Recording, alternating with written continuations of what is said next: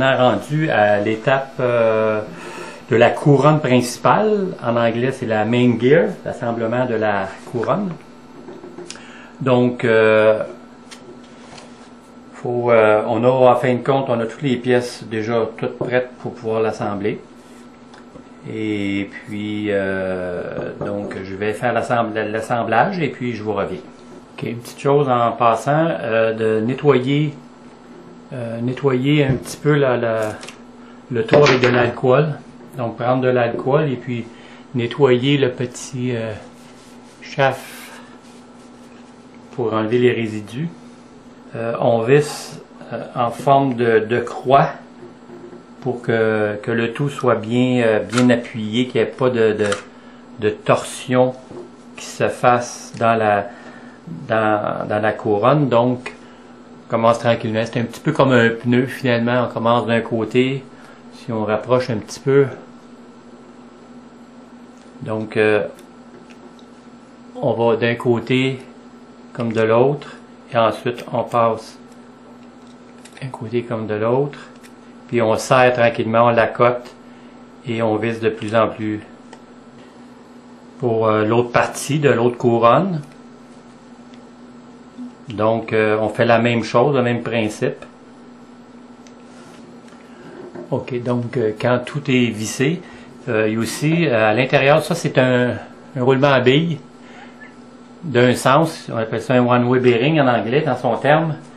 Donc le one-way bearing est déjà graissé de la compagnie. Donc vérifiez quand même, voir si vous voyez quand même un petit peu de graisse à l'intérieur, ça devrait être un petit peu graisseux. Sinon, appliquez de la graisse, de la petite graisse que j'utilise moi ordinairement, c'est la graisse à moulinet de canne à pêche qu'on peut mettre à l'intérieur.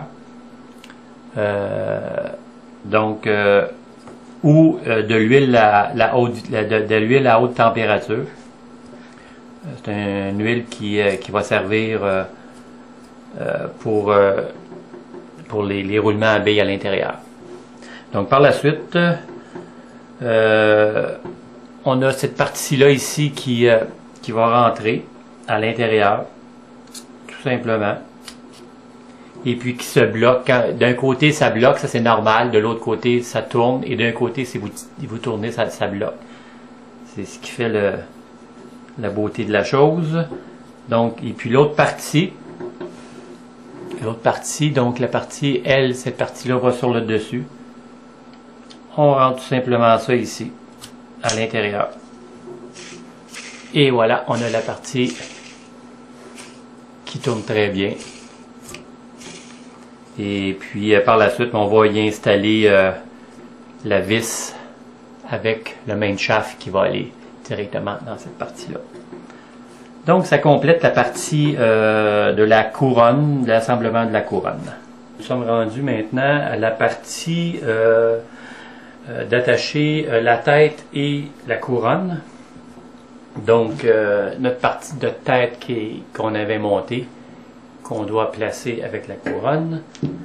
Donc l'ensemble vient avec des bearings, des one-way, des bearings ouverts, donc des truss bearings comme on dit. Les truss bearings, ceux-là n'ont aucun côté, donc d'un sens ou de l'autre, ça n'a aucune importance. Qu'est-ce qui est important de faire, c'est d'y placer de la graisse. Donc placer de la graisse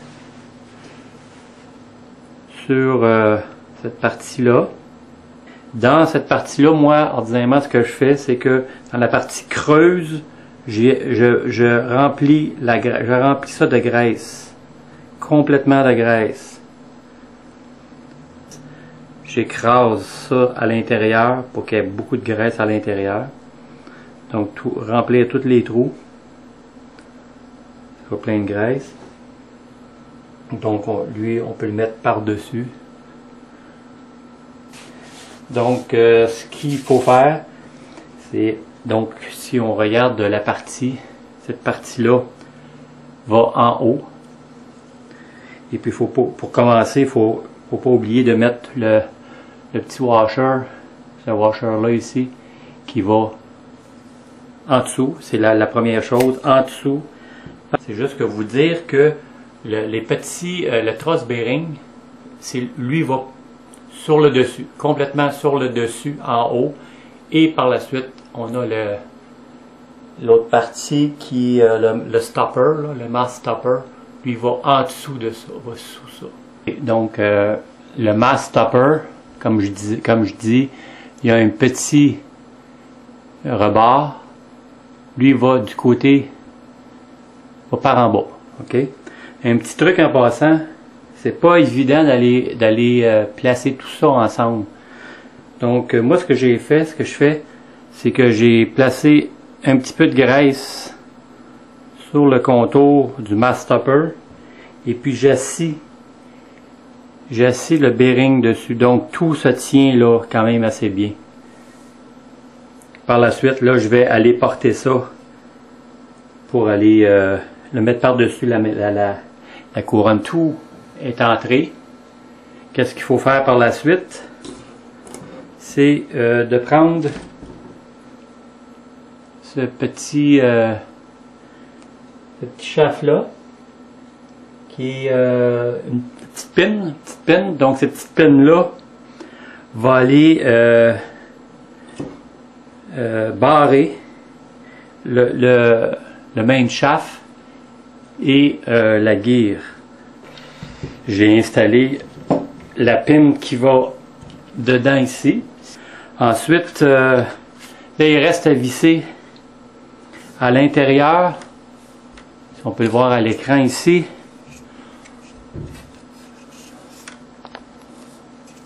On regarde ici. Ici, là, on a la petite vis. On a la vis qu'on visse, que j'ai installée. Qu'est-ce qu'il faut faire? Il faut pousser vers le haut pour pousser vers le haut pour appuyer le petit stopper vers le haut puis ensuite le visser en place. Sinon, si on ne le visse pas vers le haut, vous allez avoir un jeu. Si c'est pas bien vissé, vous allez avoir un jeu dans votre tête, dans la tête comme ça ici. Là. Donc, c'est important de bien visser le stopper qui est ici. Le stopper, l'appuyer complètement vers le haut et de visser ça comme ça en place. Donc, je reviens encore pour le shaft et l'entrée du main shaft dans le main frame. Donc, ce qu'il faut faire, c'est important, vous appuyez sur la tête, appuyez complètement sur la tête pour qu'elle soit appuyée dans le fond, que ce soit à côté au fond. Ensuite, quand elle est à côté au fond, là, vous levez le petit collier qu'on appelle ici, là, à l'intérieur, le collier vers le haut en appuyant sur la tête pour que la tête soit bien appuyée en bas et puis que le collier soit bien appuyé vers le haut. Donc, ça va enlever le jeu entre le main shaft et la gear. Donc, ici, j'ai enlevé le jeu, donc il n'y a plus aucun jeu entre la tête et ça ici, et le frame. Donc, il reste ici la partie ici. Ok, donc tout simplement qu'à clipper fort puis ça rentre bien. Donc, ça va bien. Tout ça va bien. Donc, il va rester à faire notre ajustement ici qu'on va faire dans les autres étapes. L'ajustement pour la cloche ici, les vis qu'on n'avait pas vissées pour pouvoir ajuster l'espacement entre la couronne, la main gear, et la petite couronne ici. Donc, on va faire ça. Donc, ça complète cette partie-là.